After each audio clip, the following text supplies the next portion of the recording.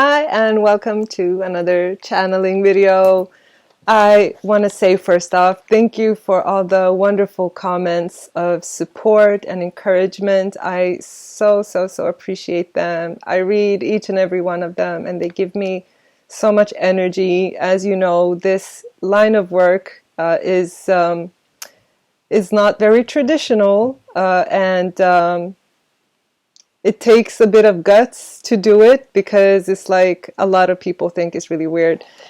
But I do trust the messages that come through, whether I agree with them or not. You know, sometimes I don't. Sometimes I don't understand it, but I do see the value in it. So I really appreciate your encouraging words. They mean a lot, and they really help the work because it is really, the messages really do come through as an answer to the collective energy of those of us watching. So it's not just, I'm not the only one involved in the work. So you play a really big part, and I want to thank you for that. Thank you for the encouragement. I also want to say that we have a playlist. I want to remind you that there is a playlist of all of the channelings. So if you go to if you click on playlists on Lada's channel, you're going to see one of there's lots of playlists, but one of them is channeling with Emine, and you should be able to see all of the past channelings. I'm saying that because some of the questions that come up are things that we've already channeled. So if you feel like you need more, you want to check out more channelings, the playlist is there. Enjoy it. And I also want to remind you that we have, if you want to learn to channel, we have a class this Friday. So this is last few days when you can, well, it's not the last few days, but I think the price is going to go up because we have an offer now. So if you want to learn to channel, we are going to do it live. I will go through the process with you. You will be channeling while we're live. If you're not watching it live, which you don't have to do, then whenever you are watching it, I'm going through the steps and you will be able to channel and you will experience what that feels like. You will be able to get some help and guidance in terms of how to interpret that and how to understand the messages that come to you and how to get to know your own intuition. So I am pretty confident that when you turn up or whenever you watch the webinar, that you will be channeling. I am super confident.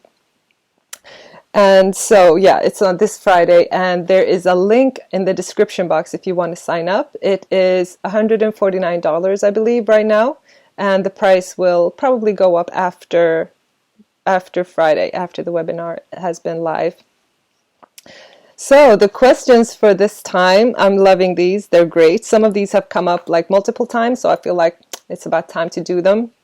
Number one is angel numbers or repeating numbers. So when you see numbers like 1111, 2222, or angel numbers, there's as like a message from angels. How do they work? Or like, what do they mean? That's question number one. Question number two is how to deal with toxic parents. This is a wonderful one because family dynamics are what they are, and toxicity is so prevalent in our society. So I think this one might be useful for a lot of people. And toxicity can be in like varying degrees. It could be slightly toxic or very toxic. And so I think that was a really good question. How do we deal with toxic parents? That's question number two. Number three is, what is the cause of obesity? And I've had other similar questions about why do we keep losing, like why do we gain weight after we lost it? What is the dynamics? What's going on? What are the causes for gaining weight or losing weight? That could be interesting. And the next question is, what is healthy femininity and how do we encourage it? So we've talked about masculinity, femininity, what do men need, what do women need? But we've not really addressed toxicity in women. So how does that express itself in the feminine form? The fifth question is, how does Ho'oponopono work? I don't know how to pronounce that, but it's a Hawaiian prayer that is supposed to be really effective for healing relationships. And I have tried this. I find that it's very effective. And I'll go into what it's about when I do the question. And the last question is, does doing magic give bad karma?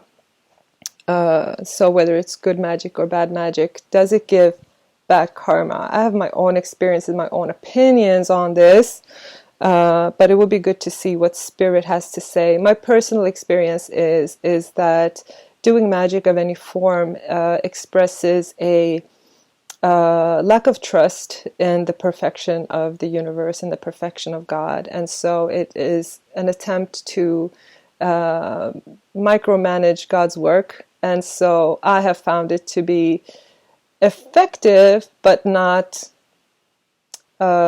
constructive. So I do believe it does work. I just don't, my personal opinion is that I don't see the value in it. I don't see it's beneficial. I think it's better not to. But that is my personal point of view, and being aware of that, I'm going to be objective in the message, whatever comes through. But of course, I do have my own opinions on certain things, but I want to be, when I channel, I want to be objective.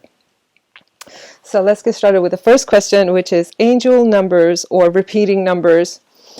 What is the deal with that? It's a message from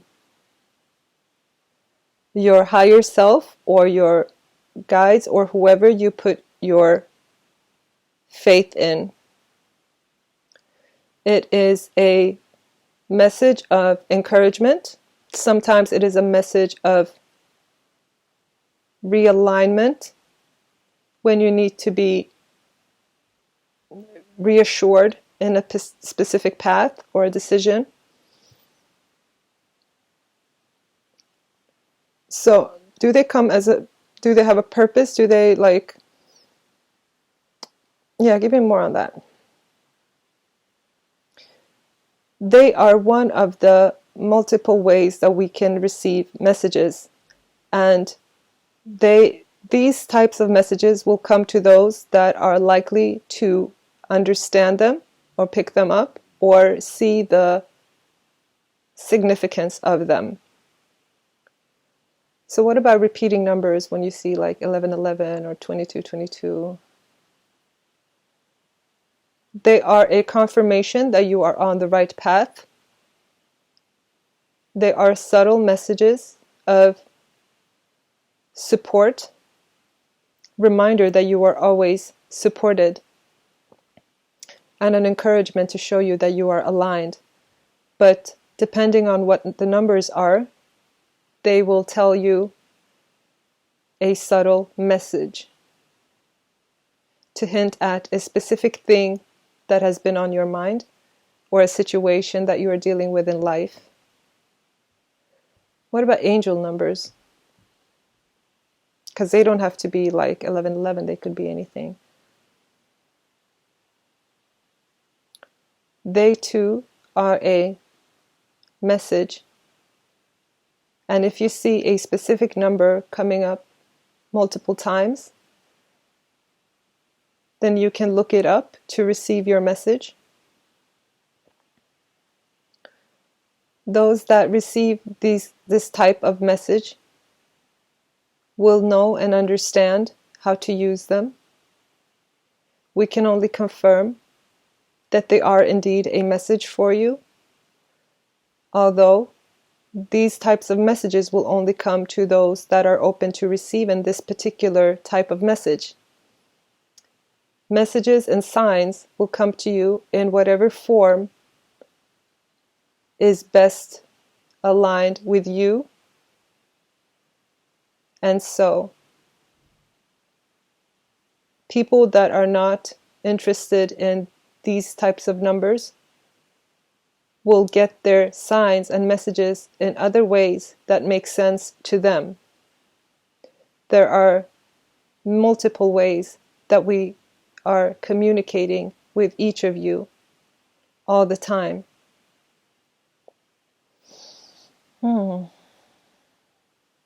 Thank you. That's that on the numbers question. Next one is how to deal with toxic parents. Recognize that if you experience your parents as toxic, this is a sign that they are carrying some unprocessed pain. So, one thing that will benefit you is to recognize the pain in them and know that the cause of their behavior is their pain. Although that might not change the situation, it will give you some peace in your heart and some compassion for the fact that they are dealing with their own pain and it is affecting their behavior. It will also help you understand that you are not at fault, and although their behavior is affecting you, it is not necessarily because you have done anything wrong.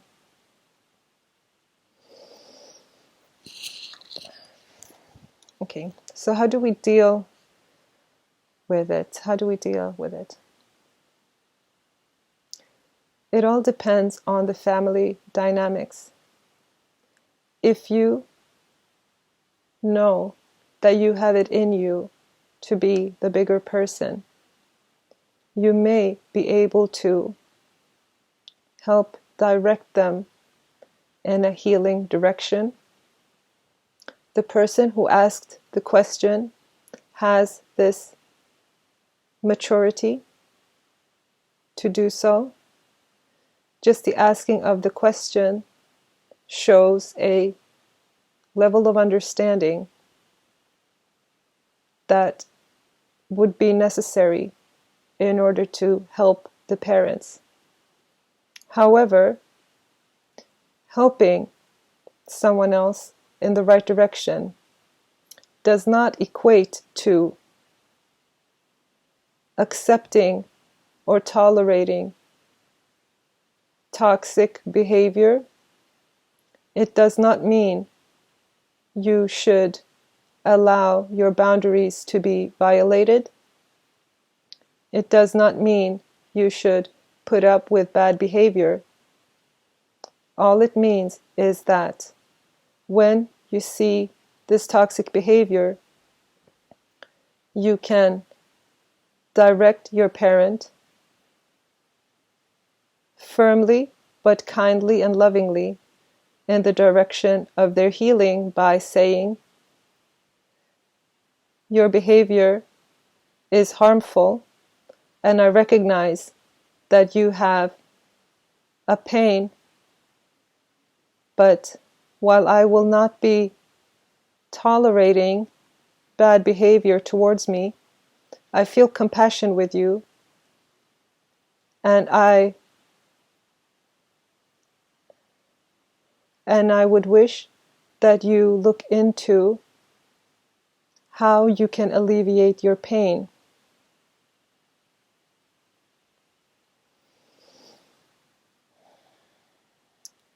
If you are able to, you can be supportive in helping them alleviate their pain.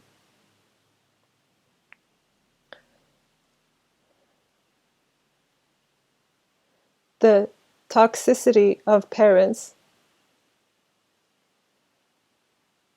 is most relevant when it comes from the mother because of the child's need for their mother. The needs for a close relationship with the mother is greater. It has a greater emotional impact.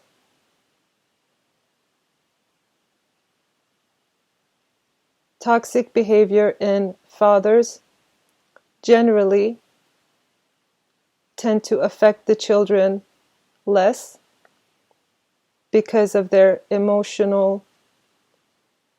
they have a greater emotional distance to the children.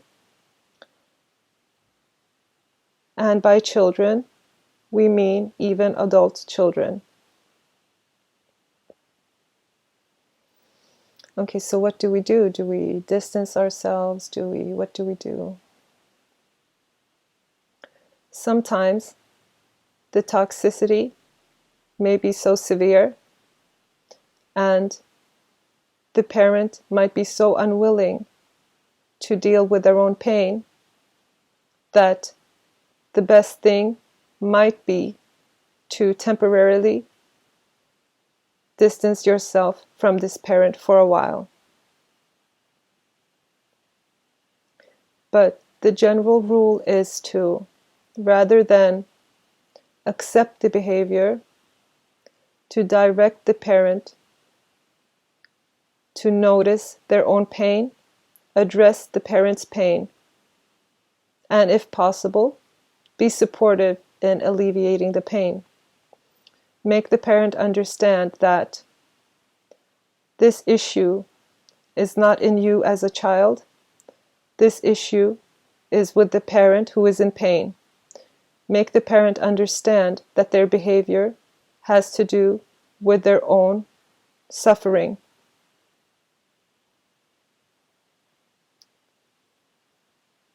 Do guard your boundaries. It is a loving act to not allow even your parents to violate your boundaries. They do not usually mean to. If they are not told where the limit is, they might overstep it. And so it would be a loving act to remind them what your limits are, where your boundaries lie.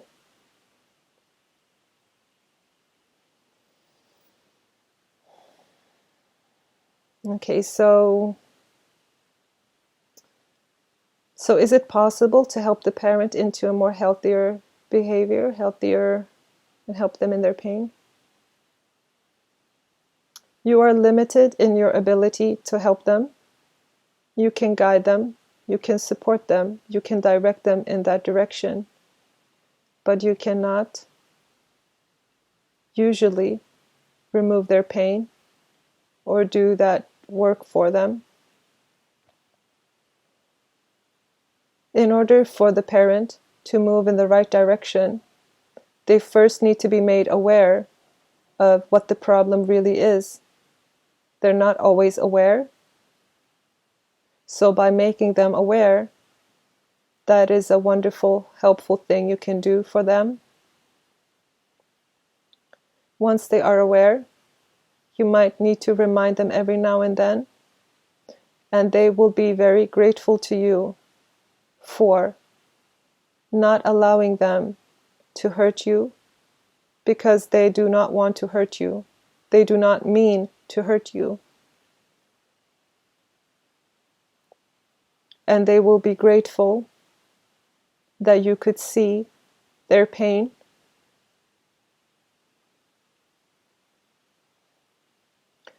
They will, even if they do not say thank you, they will feel grateful, and they will appreciate the love with which this was done.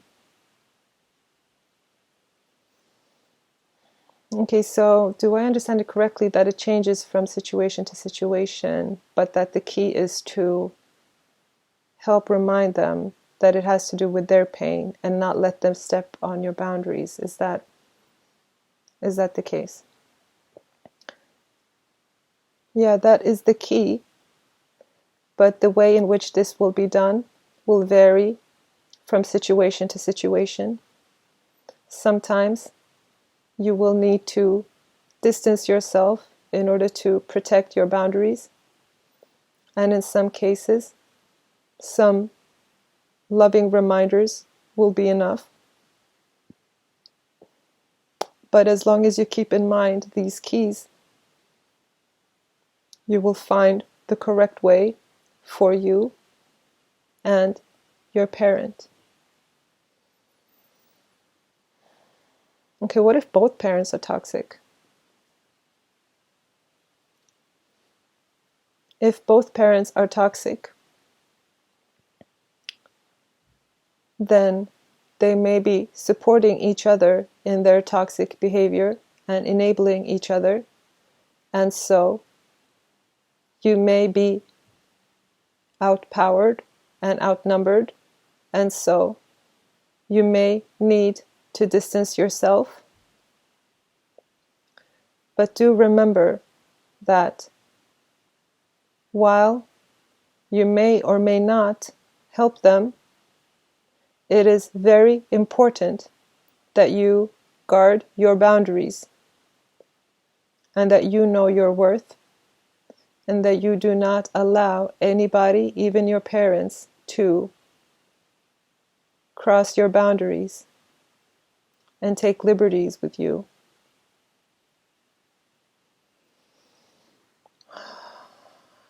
Thank you. I hope that was helpful. It was really to the point, which it usually is with spirit.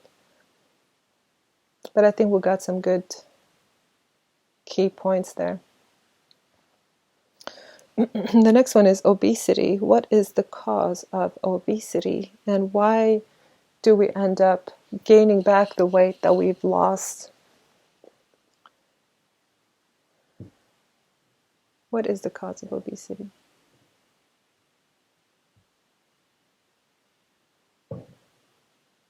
It is a comfort for emotional hurts. It is connected to an inability to let go of the past, an inability to let go of slights, emotional slights.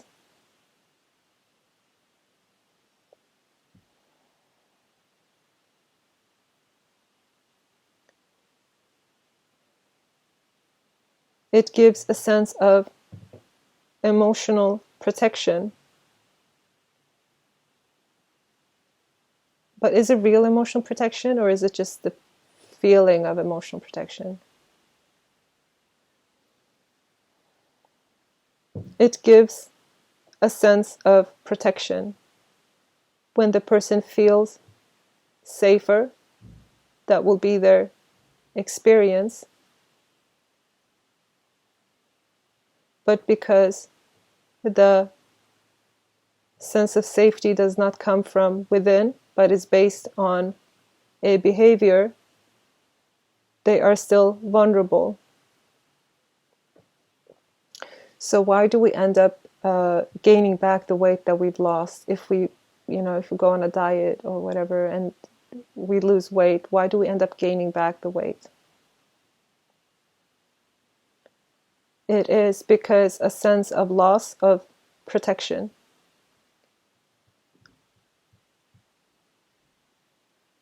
And that's not it. Okay, so what do we do to make sure that when we lose the weight that we really keep it off? What do we do for that? You need to strengthen not just your body, but your spirit. And know that even though people may do hurtful things, you can choose not to allow that to affect you. Really?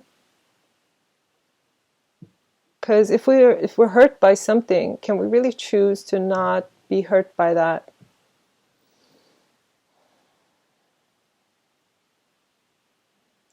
You can decide that things people say and do to you will either hurt you and affect you, or it will not. You can choose how you want to approach these things.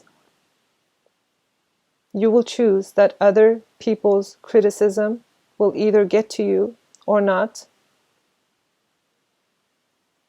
And in that way, when you have decided that I control who I allow to matter and what words will matter to me, when you make that decision and you take the power back into your own hands, that will give you an internal strength and safety, and the padding of protection will no longer be necessary for you.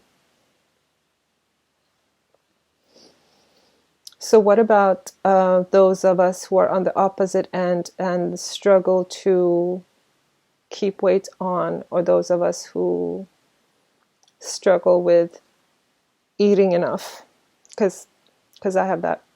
I don't want to call it a problem, but I'm not eating enough, put it that way. So what about the opposite end of it? What's the cause of that? It corresponds to an inability to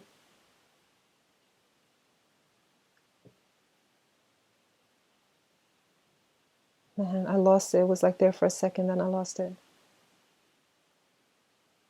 Maybe I'm being resistant. Maybe I'm like not wanting to hear it because it's personal. Okay, so what is that? What is that? Let me understand why do we struggle to put weight on? It is an inability to receive in general, an ability to receive love, to receive help, to receive the goodness that other people are offering to us.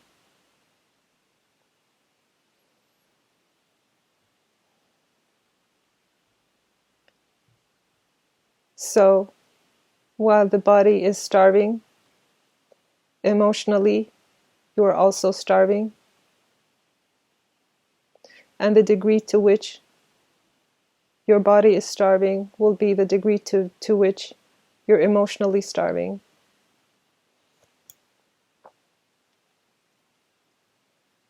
This was really hard to hear.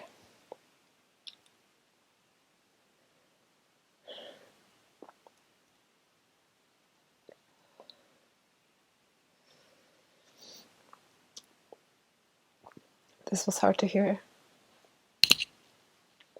Thank you. So what can we do to, what can we all do to attain a healthy weight and a healthy body with nutritious foods and good nutritious diet? What can we all do? Food is nutrients. It is representative of all the things that you need to thrive, to be strong. In life, you need love, support, safety. In food, you need nutrients.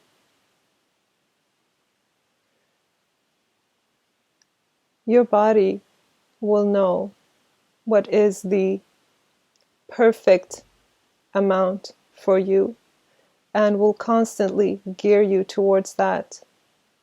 What holds you back is resistance for emotional reasons, emotional resistance, or emotional hurts or pains that overrides your body's wisdom. So what can we do? Like, is there an easy way to deal with our attitude to food and nutrition?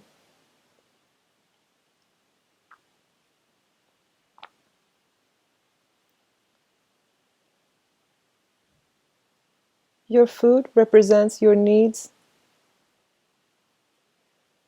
So the way you are viewing food, your attitude towards eating and food will represent your attitudes to your needs. What is it that you need? Are you allowing yourself to get what you need? Are you feeling that you need something desperately that your environment is not giving you? Whether it is that you need strength from within, empowerment, or that you need support and love. Your attitude to food will reflect to you your attitude to your needs. You are either too self-sufficient and not accepting the support and love that is offered to you, or you are not self-sufficient enough and you are relying too much on what other people say or do. So a key to this would be to be empowered in yourself, but also open to the support and love that is around you, to receive the good things that you need from others, while also not put too much emphasis on negative comments from others or negative attitudes from others that may hurt your feelings. Whether you overeat or undereat, you must find a balance between needing others and being self-sufficient.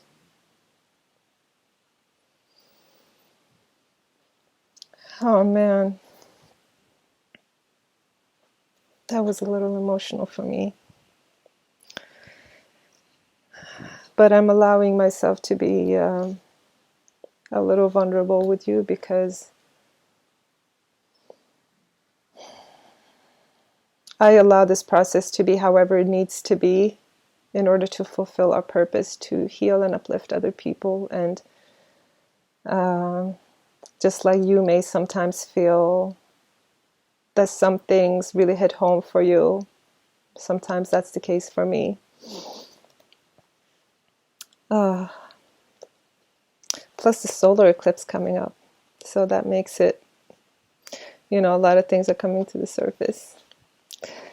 Okay, the next question is, and we still have 3 more questions, so I should maybe do them a little quicker if possible. Next one is, what is healthy femininity and how do we encourage it? So we talk a lot about toxic masculinity, but there's also the toxic femininity that we never mention. So what is healthy femininity?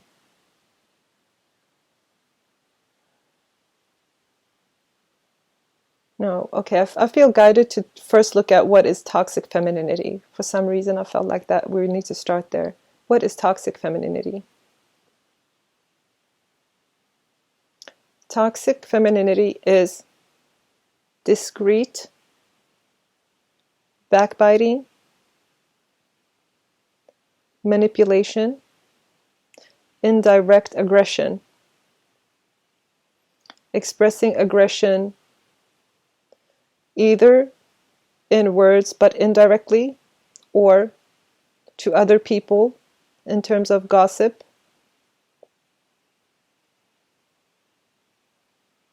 It is using tears for manipulation.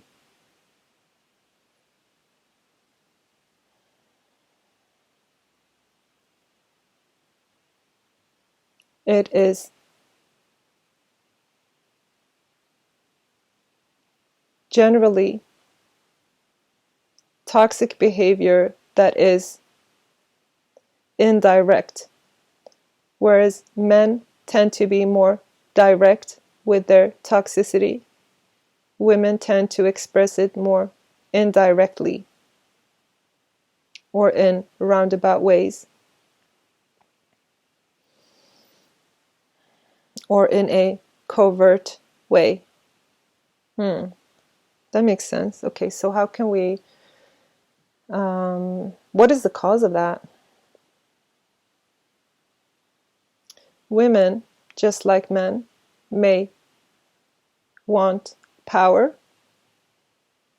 They may want influence. They might want to force things to their benefit. And so, if they are prone to toxic behavior, they will use these tactics to get what they want.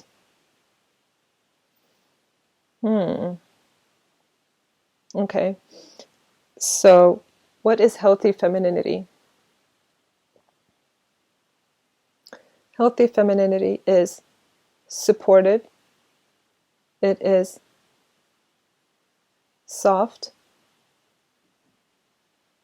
It is non-aggressive.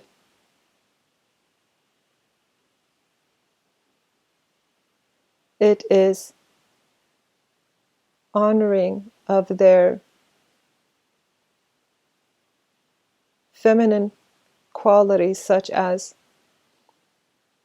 softness and quiet influence and loving guidance. Healthy femininity is nurturing at its highest, helping people to grow and thrive. It is recognizing vulnerability and protecting it. It is appreciating beauty and multiple other ways that you recognize as natural feminine traits. So how do we encourage healthy femininity? It needs to be safe for women to practice healthy femininity, or indeed for men if they choose to express femininity or their feminine inclinations. It needs to be safe. If the safety isn't there, if feminine traits put you at risk or danger, then instinctively women may hold back with these traits. So what about in a relationship, for example? How may the partner help the woman to express her healthy femininity? By providing the safety that she would need to be soft. It needs to be safe for her to be soft, and her voice or point of view needs to be heard. If it is not heard, if she feels overpowered, then she may feel that she needs to employ covert tactics to be heard.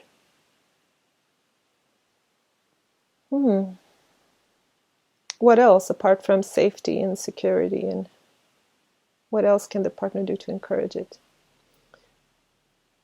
This might sound obvious, but the femininity must be valued.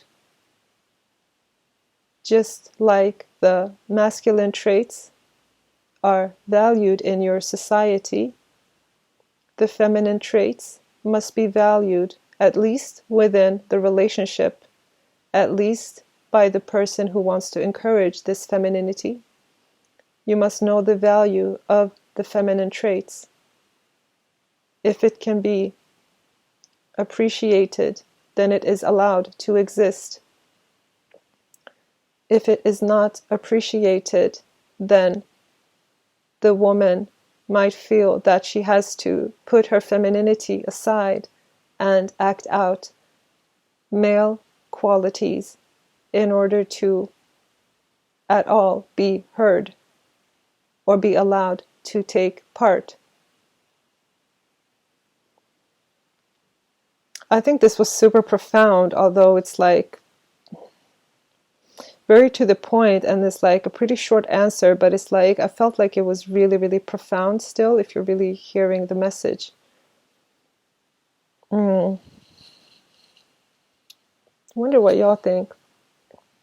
It would be nice to hear your comments on these in general, like the answers in general, because I think this was really profound, that if the woman doesn't feel safe to be feminine, if the feminine is not appreciated, then she feels like she has to be more in the masculine energy.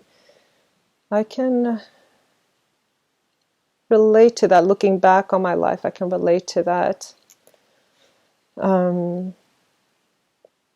Yeah, to recognize the value of the feminine traits, just like we value the masculine traits. I'm gonna settle with that answer because I think it made a lot of sense to me. I hope it made sense to you, but I really do want to hear what you guys think about the answers in general to these. If they make sense to you, it's really valuable to know, because sometimes I'm not sure if I've gotten into enough depth or if the message really came through, because it seems like sometimes they don't come through. Like, I get them, I understand, but maybe I haven't expressed it clear enough, or, and I felt like people didn't always understand the full weight of the answer. So it would be interesting for me to see what you guys think. The next question is, how does Ho'oponopono work? Okay, I'm going to read you what it is. I have it here on my phone. Okay, so the prayer goes like this. It's a Hawaiian prayer. It goes like this. I'm sorry. Please forgive me. Thank you. I love you. That's the prayer. I'm sorry. Please forgive me. Thank you. I love you. And it's supposed to be healing for relationships. So how does Ho'oponopono work?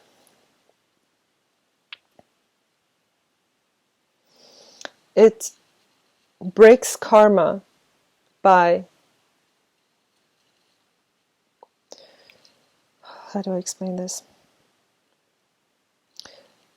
What you're experiencing from other people is tangles that you have created in your interpretation of events and relationships.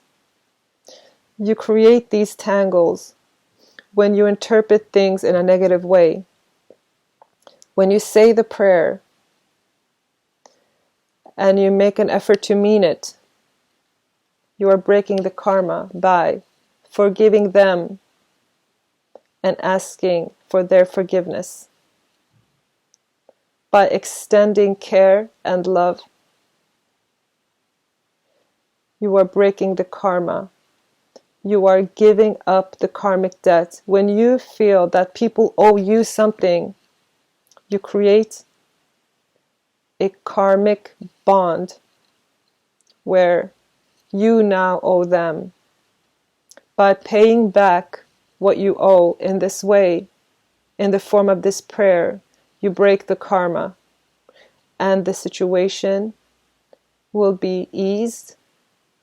And depending on how deeply this prayer goes for you, how deep your intention is for you, and how much you have repeated it, you dissolve the conflict more and more. You fix the relationship more and more. It can give magical results, because when you incur karma by thinking someone has done you wrong, thinking that someone owes you something, you are being blinded to your own flaws in your thinking and your own missteps. And even though you may not have meant to cause harm, this other person may have interpreted things in a way that caused them harm. And so, even though it wasn't your intention, you now, through this prayer, can untie these knots and allow for the energy to flow freely, and you will be met with the same kind of love and forgiveness back. This prayer works. And it works, you will know that it works really well by how resistant some people will be to using it, how stubborn they will be in maintaining those tangled knots rather than paying their karmic debt and resolving the situation. In order to resolve a conflict, you have to be willing to meet halfway and do your bit. But if you are insistent on being righteous and having other people pay you back, you are choosing to hold on to problems And so you get the problems that you are insisting on holding on to. That was a very clear message. I don't know why the hands went up. I felt I'm just going with whatever comes. I'm just the channel. So last question is, does doing magic give bad karma? So by magic, what I'm meaning in this context is anything from like candle magic to spells, like intricate spells or whatever kind of, magical, any kind of magic. So, does doing magic give bad karma? It depends on the person.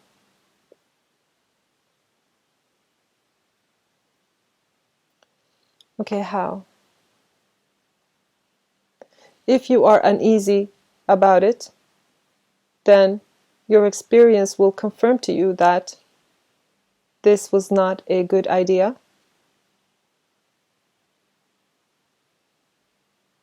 Okay, so that was for me, because I do feel like, I've told you how I feel about it.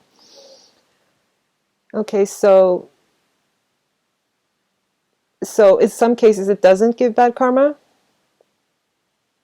Well, it has an effect.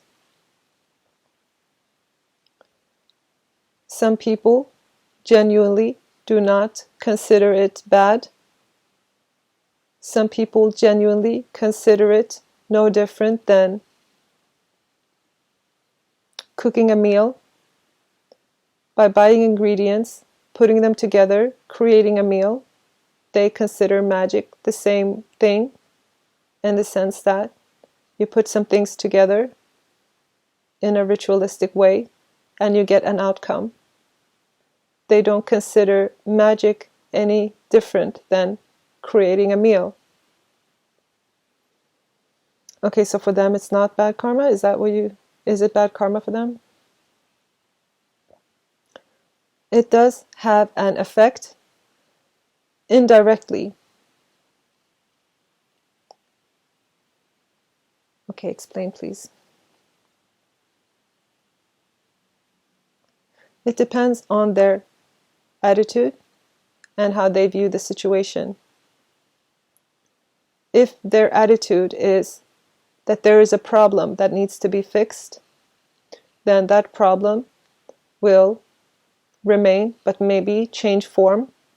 So when you approach any magical ritual with the attitude that you want to fix a problem, you will only move the problem into something else.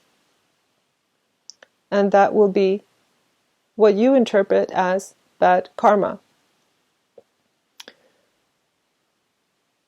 But if you approach it with complete openness to the outcome and leave it into God's or universe's hands, so to speak, and you set a positive intention with a positive purpose without considering anything to be a problem, then you have a more open approach to it, and it will really be no different than setting an intention and allowing the universe to either fulfill it or not without any attachment to the outcome. That is one way of doing magic, and that will have no karma because it will be very open-ended and it will not be forcing anything. It will be no different than some people do their prayers by setting an intention and giving a wish to the universe and detaching from the outcome and allowing it to either be fulfilled or not. Okay, so am I wrong in thinking that, because my thing is that if you do magic, you are kind of like expressing that you don't trust God and you don't trust the universe. Can I have your thoughts on that, your comments on that? That is your experience based on your thoughts and beliefs. And so to you, this has been confirmed to be true by your experience, but it is not the greater truth of it. One can do what you call magic in many ways. Some ways are so common to you all that you do not consider it magic. You all do rituals in many ways that you do not consider magical. And so, in a very real sense, it is a part of everybody's day-to-day life, although you do not call it magic. Some people like to call it magic, and they incorporate it consciously in their day or on a regular basis. And their intention will be very vital in what the results will be for them. The most constructive way to do magic is the way that most of you already do it unconsciously, whereas you set an intention, do something of a ritualistic sort, and by ritual it could be anything from your daily habits to something more conscious. A ritual could be also a habitual thought that you keep thinking.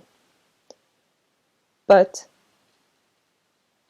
some people are more conscious in how they do these, and they do them purposefully.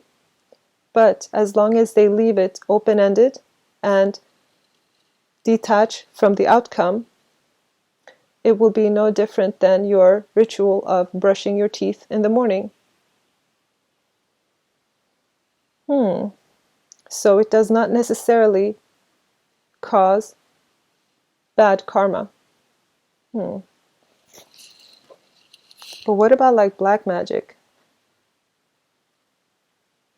It all depends on the intention and the spiritual awareness of the practitioner. I'm having a lot of resistance to the black magic question. I feel like I don't even... If it's okay by you guys, I'm going to just skip that one because I don't like it. Okay, but give us some general guidance on magic. Intention is everything. And if you are not aware enough of how to set your intention in the most detached and open and trusting way, then you might leave that to others altogether. Okay, so what is the best way to do any kind of magic? By setting your intention and then allowing the results to be whatever they are. If the results do not happen, trust that that was what was best for you. So the best kind of magic is where you are not forcing anything, but rather setting a wish and then asking God or the universe to fulfill it if it aligns with what is best, and allow it to not happen if that is what is best. I think that answered the question, and I hope you guys are cool with not asking the black magic question, because I just like bad vibes. I don't want bad vibes. I do not want bad vibes. As a channel, I don't want to channel that stuff, but maybe I'll feel different another day. We'll see. That was that. Thank you for your wonderful support. I read all the comments, so feel free to express your feelings in the comments. Feel free to tell me what you think about the answers that we got today. And If you want to learn to do what I do, if you also want to learn to channel, join me on Friday. We have a promotion out now, so you get to join the Learn to Channel webinar, and you get the whole channeling course, which is a manual.